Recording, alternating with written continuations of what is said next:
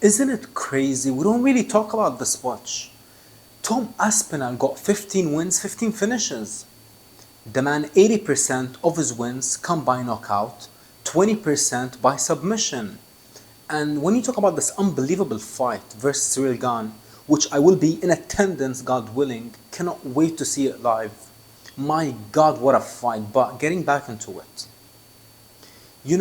With Tom Aspinall in this camp, training with one of the greatest kickboxers of all time, Rico Verhoeven, and Rico coming out and saying that Tom Aspinall's boxing is elite, his kickboxing is elite, kicking game, distance game, the jab, the speed, the power. Tom Aspinall is the perfect striker and fighter.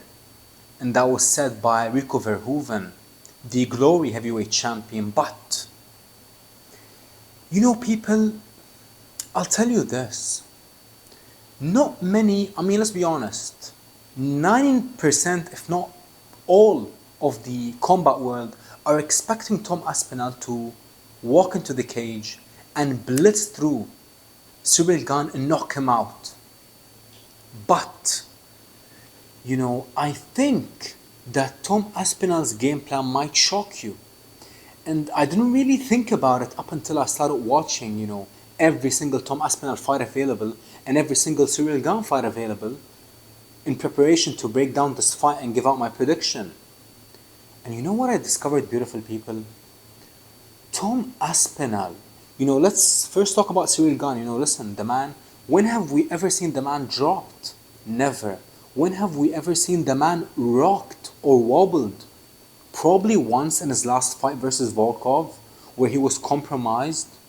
He ate that spinning back fist and got staggered momentarily. But aside from that moment, Ciryl Gane has proved and showed that he has an unbelievable chin.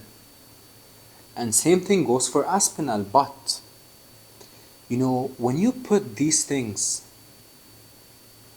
in mind, Ciryl Gane's chin, Ciryl Gane's footwork, power, elusiveness, and Tom Aspinall being a finisher, many people might think that Tom Aspinall's key to victory is to knock him out, but I don't think that will be the case, beautiful people. I think that Tom Aspinall will shock the world and take down Ciryl Gane and submit him when he least expects it. And hear me out.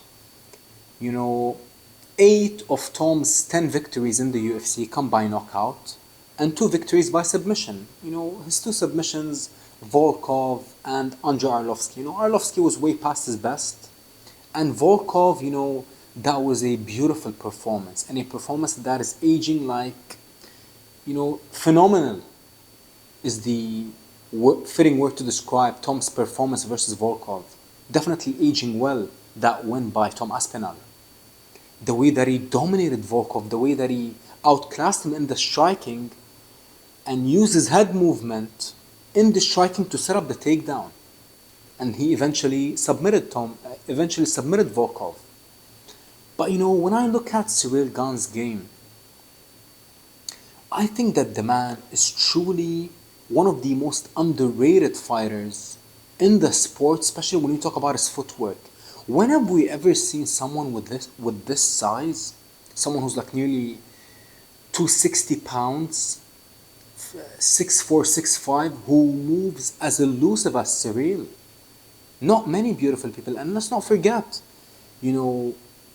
when he lost in his first championship unification fight, when he was the interim champion and when he fought the former, undisputed champion, Francis Ngannou, he was winning that fight and he was outclassing Francis Ngannou. And I just watched that fight.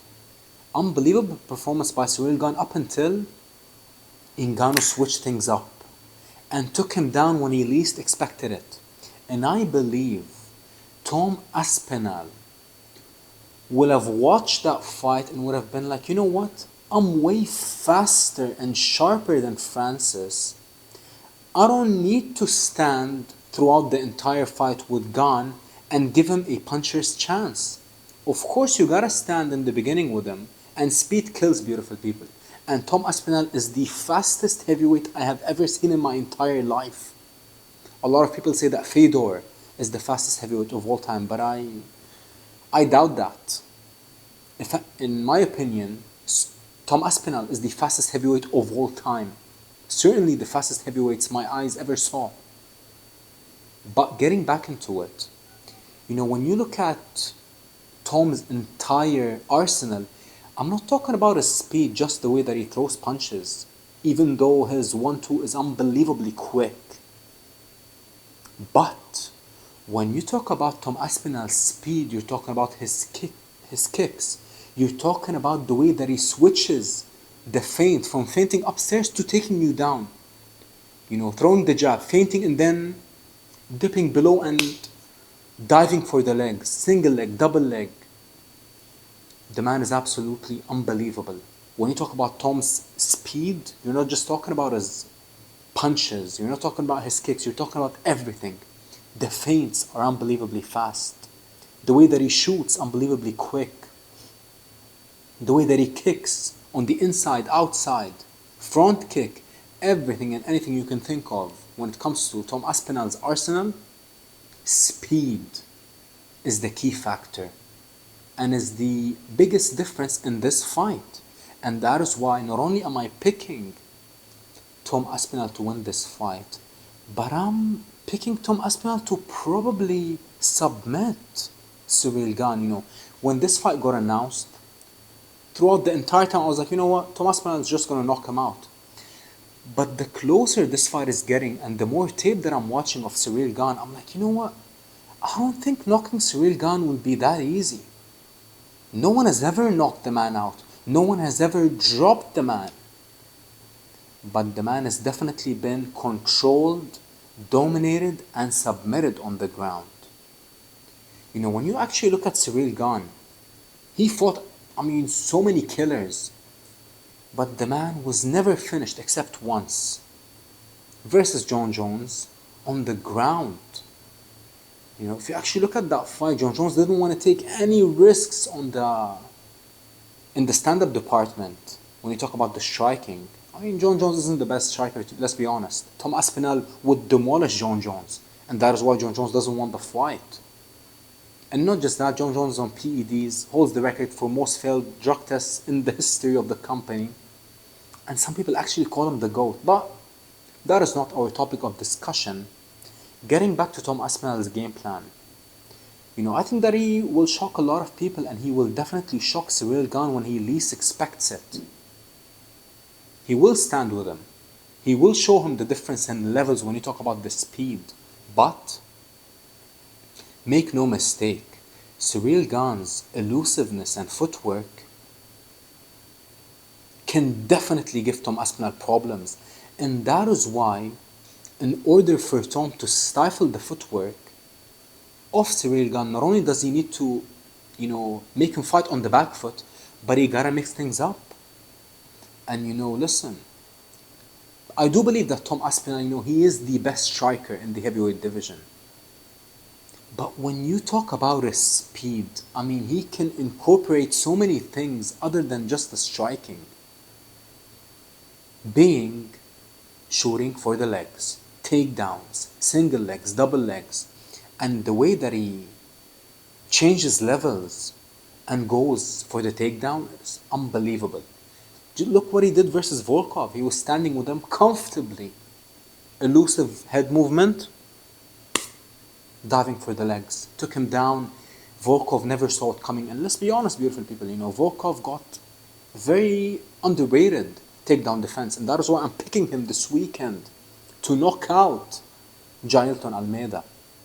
But listen, this is just what I think when you talk about this unbelievable fight. Can Tom Aspinall knock out Ciryl Gane? Can he actually become the first man to ever drop and knock out Ciryl Gane? Of course. Speed kills, like I said, but I don't know, maybe I'm giving Ciryl Gane too much credit for his chin. But I've never seen the man dropped. I've never seen the man truly out on his feet or rocked or knocked out. In his Muay Thai career, kickboxing career, and MMA career. And he fought some heavy hitters, let me tell you, beautiful people. Actually, now that I'm thinking about it, he did get dropped versus Taito Iwasa for just a split second. But then he got up and cleaned his clock, knocked him out. But was he actually like out on his feet versus Tuivasa? No. He got dropped, immediately went back up, and knocked out Tuivasa. So this is what I'm saying, beautiful people, Ciryl Gane is extremely underrated when you talk about his entire game, but Tom Aspinall is simply better everywhere and simply faster everywhere. And when you talk about the big boys, they can all crack, but they don't all have speed, and especially the type of speed that Tom Aspinall possesses. The main difference is speed in this fight, and I believe Tom Aspinall, wouldn't it be crazy if he knocks out Ciryl? That would be truly a statement. Forget the takedown, forget the submission, by pure knockout. That would be absolutely unbelievable. But the likeliest outcome in this fight, in my opinion, now that I'm thinking about it, is Tom Aspinall by submission.